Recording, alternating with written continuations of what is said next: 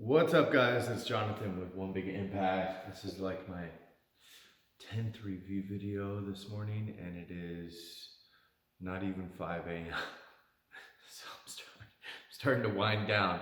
But this is actually a really important one to me because this is a bar review, and this is the safety squat bar, the Titan safety squat bar. And the reason I would like to review this one and the reason I feel it's extremely important to me is because mostly for the fact that a lot of people will never even give themselves the opportunity to be able to squat if they have poor shoulder mobility or upper back issues, or elbow pain or wrist pain or anything like that. Or if they were fine and then maybe, got injured along the process, they will stop and stuff like that, especially for you guys that have home gyms and stuff, because maybe you don't have the ability to be able to, do a leg press, or, you don't have dumbbells to do lunges or something like that. Maybe you only have a squat rack or whatever your situation is. The safety squat bar is really great. First of all, let me pull it out here. Really great for a lot of those reasons, but I think it probably doesn't get enough use, and that is just in general. I don't think it gets enough use, and I don't think that people use specialty bars probably as much as they could or should. And there's a caveat to that. What I mean by that, if that starts to fall, make sure you tell me. What I mean by that is a lot of the time specialty bars are great for one of the biggest purposes that I like them for is because it trains you in something that you're weak, therefore activating more muscle and kind of recruiting more muscle fibers during the process. So although you may be weaker, 20-30% weaker on a safety squat bar versus a regular bar, think about the amount of gains that you get from that.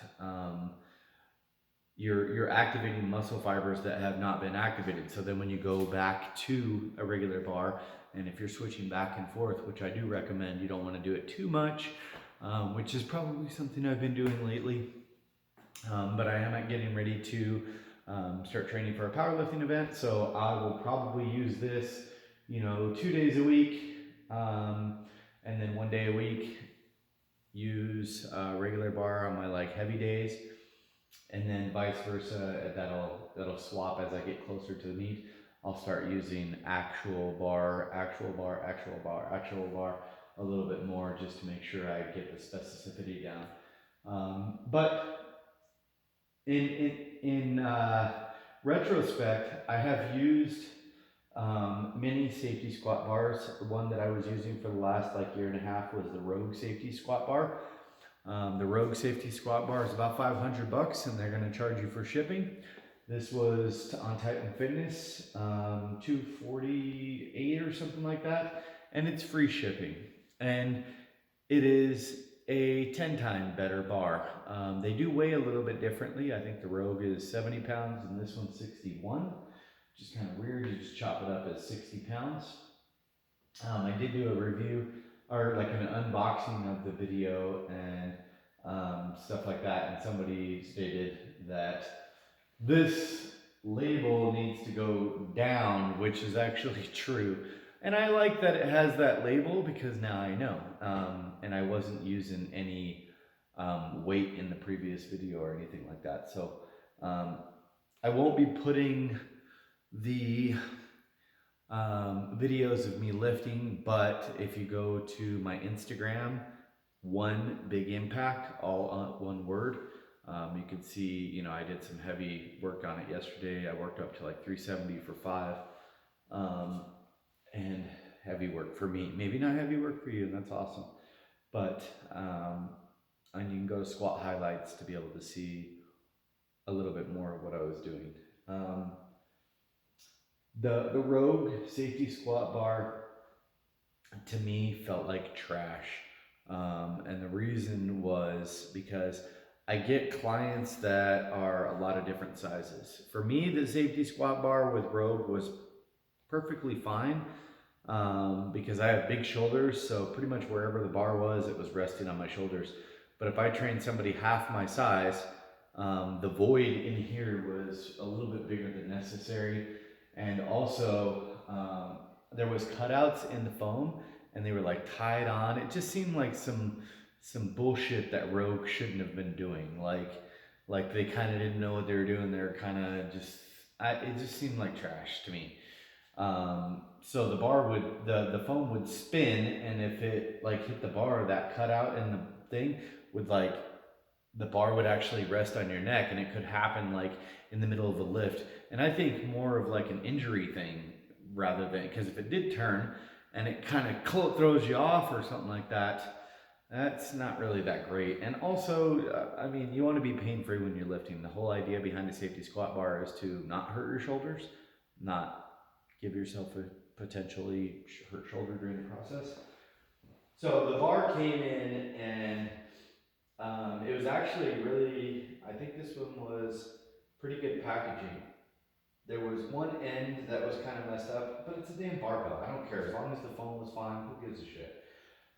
These are kind of cool because they are removable, which probably for most people is completely unnecessary, but I thought it was kind of cool. I do also like that they have the nice fat grips on the ends.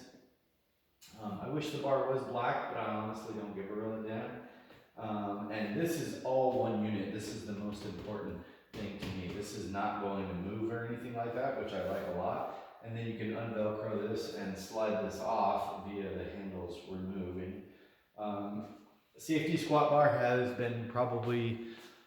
has become my favorite specialty bar, and I don't have a lot of bars. I have a regular like competition bar. I do got quite a few for a small space. I have a trap bar from Titan Fitness. I have a Rogue Ohio deadlift bar. I have a Bison bar, and I think that's it right now. It's pretty much all I need for quite some time. But it's definitely my favorite, and I think it's because it eliminates pain. I think squats are hard enough, like why make them harder? A lot of the people you will see, if they're not in competition or anything like that, they'll be using these because it's just a pain in the ass getting your shoulders back and kind of locking everything in and stuff like that. It is a different type of squat. It's more like an upright position squat, which I like, and it's less taxing on the low back, which is great. And I think that's with my low back issues that I've had lately, that's probably why I've been able to continue squatting, because I've kind of almost predominantly switched to this, and not because of low back, just mainly because my elbow was kind of bothering me and stuff. And as long as I'm squatting, I feel that it's really good to be able to do it pain-free.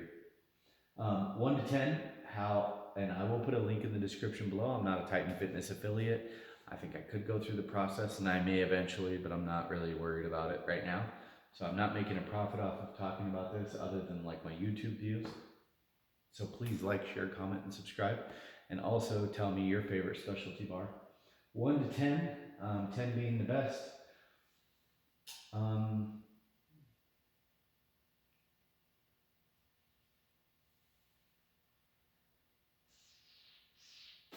For what it is, I would say like a 9. The one thing I didn't like that has arisen recently is this grip. Not the idea. One of them started spinning on me a little bit, and I didn't really like that.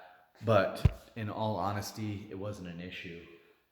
You could just put like some hairspray in there and let it dry. If you have any questions, I would definitely recommend the bar. I'll put it in the description below. Have a beautiful day. Be stronger than your excuses. Remember to spread love, not hate. Drink your damn water and stay on track. By the way, if you're new here, check us out on Facebook. Our group is called Healthy Living for Healthy Life.